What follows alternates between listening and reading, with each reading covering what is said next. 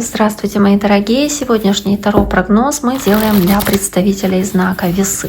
Давайте мы посмотрим, что вас ожидает на следующей неделе, какие карты вам выпадут.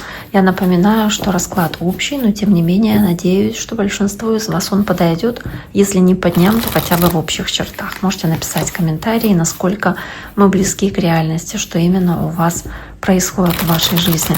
Весы, напоминаю также, что вы можете поделиться этим видео, если вы считаете, что кому-то из ваших близких или знакомых этот расклад подходит, допустим, больше, либо в целом подходит. Итак, давайте посмотрим. Расклад на неделю, неделя с 27 июля по 2 августа. Какие карты выпадут сегодня нашим весам? Понедельник, королева мечей. Вторник, семерка мечей.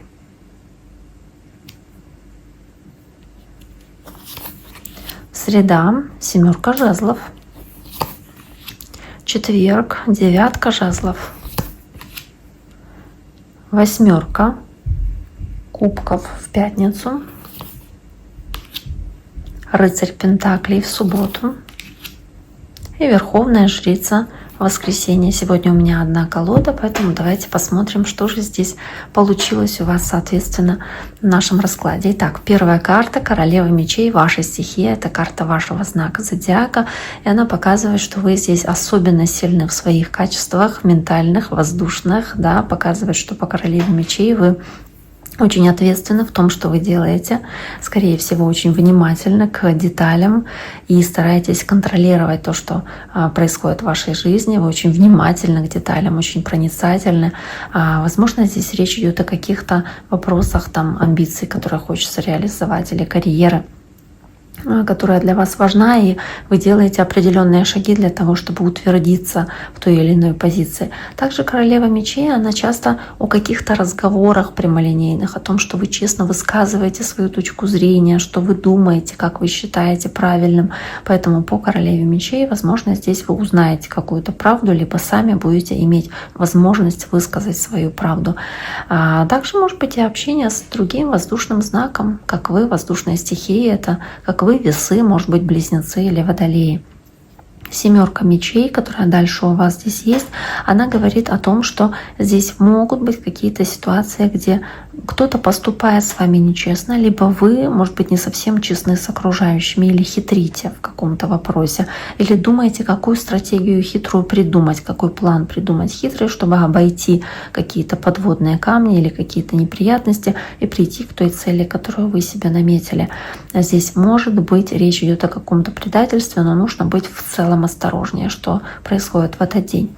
Дальше у вас идет семерка жезлов, а она уже говорит о том, что в среду вам, скорее всего, придется преодолевать какие-то сложности, но вы понимаете, что вам хватает амбиций и сил, вы достаточно мужественны, вы справляетесь здесь с теми неприятностями стойко, с напастями какими-то, которые здесь есть, и как будто бы чувствуете себя выше других, как будто бы понимаете, что вы готовы и в состоянии преодолеть навалившиеся на вас невзгоды, а так оно, скорее всего, и есть. То есть у вас есть преимущество, у вас есть какой-то карт-бланш, возможно, видение выше, да, других, и лучше других видите какую-то ситуацию, но у вас есть преимущество.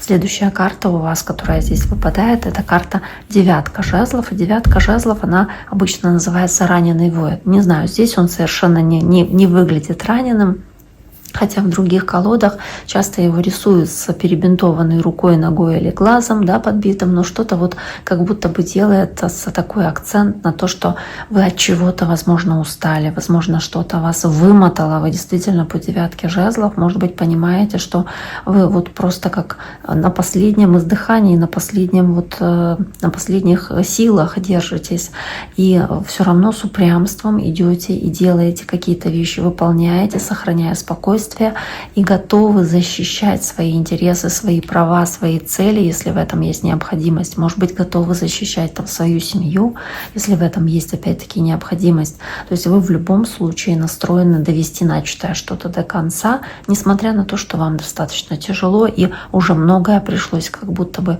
претерпеть. Дальше восьмерка кубков, которая говорит о том, что по восьмерке кубков здесь вы можете столкнуться с каким-то разочарованием или ситуацией, где нужно от чего-то отвернуться, уйти, что-то оставить позади, как будто бы, или с кем-то попрощаться, или вот что-то вот такое вот здесь происходит, оно может быть действительно вас расстраивает и такой какой-то негативный оставляет осадочек, да, и по 8 кубков как будто бы ситуация, где вы чувствуете, что вы что-то как не сделали до конца, хотя хотелось бы, и, возможно, по 8 кубков приходится сделать какой-то перерыв или уйти в отпуск небольшой. Или, может быть, наоборот, здесь не про отпуск речь, а про командировку, но вам не очень хочется туда ехать. То есть какое-то сожаление с вот этой переменой связанное.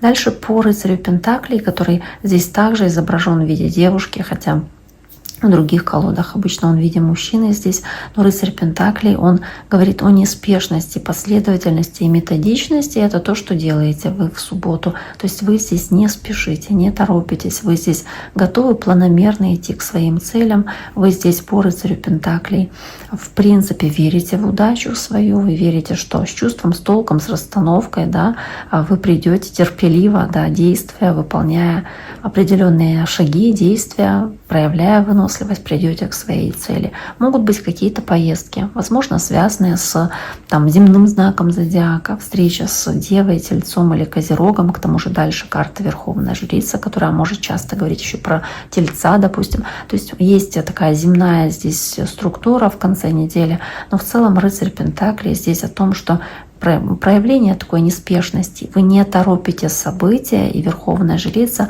здесь показывает в воскресенье ваше желание прислушиваться к интуиции, к подсознанию, желание разобраться в себе, возможно, о чем-то меньше говорить, что-то скрыть, что-то оставить в секрете, либо вы сталкиваетесь опять-таки с тем, что вы узнаете какую-то информацию, но думаете, что лучше ее оставить при себе, может быть, или не рассказывать окружающим о том, что здесь в вашей жизни происходит.